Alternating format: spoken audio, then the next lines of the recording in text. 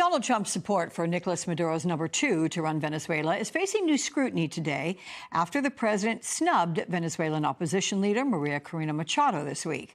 The same day, he was accepting Machado's hand-me-down Nobel Peace Prize in the White House. His CIA director was meeting with interim leader Delcy Rodriguez in Caracas, raising questions about regime change there.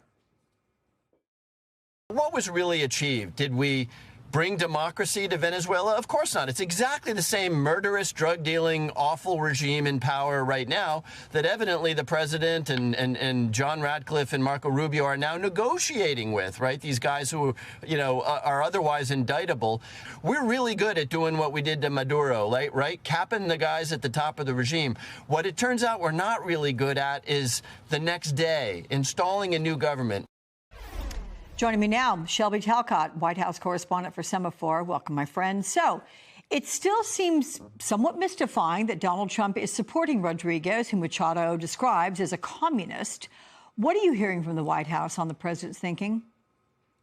Well, I think, the hearing, what we've heard from the Trump administration behind the scenes is, they had determined that bringing in an entirely new government essentially would fail Venezuela. And so they figured their best bet was to go to number two. And I think the other part that I'm hearing from administration officials, and we've heard from the president himself, is quite frankly that she is willing to play ball with them right now. And so the president is getting what he wants out of Venezuela, which I think, kind of entices him to leave this current government in place, at least for now. Now, I did ask earlier this week a senior administration official whether they still planned to hold elections at some point in Venezuela, given Rodriguez is playing ball with the United States, or if she continues to play ball with the U.S., is it going to just continue to be Rodriguez's government? I was told that no, they still plan to, at some point, hold elections in Venezuela. But of course, the timeline for that is unclear. We have no idea when that's going to happen. Mm-hmm. Did anyone inside the White House suggest to Trump, don't take the Peace Prize from Machado? I mean, do you have any more details about how that all went down?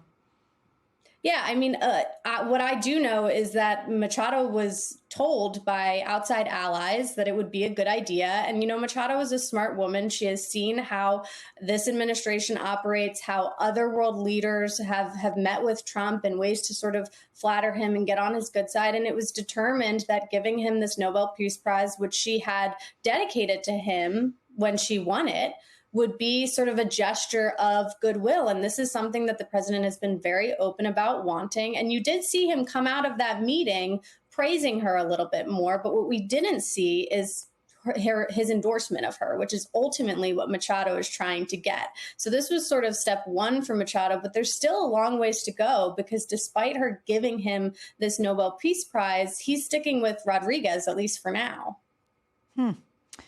So, Shelby, you broke the news this week that the Trump administration secured its first sale of Venezuelan oil. That's a deal worth about $500 million.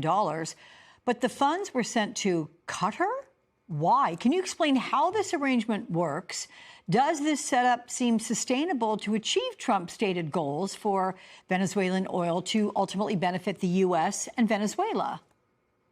I think, quite frankly, there are a lot of unanswered questions. So I was told that this was sent to Qatar because it was described to me by an administration official as a neutral location where money can flow freely with U.S. approval and without the risk of seizure. Now, as you know, that has been a concern of the Trump administration, is Venezuela obviously owes a lot of people money. And so how can they sort of protect and safeguard this money? Now, some of the open questions include, what are we going to do with this $500 million?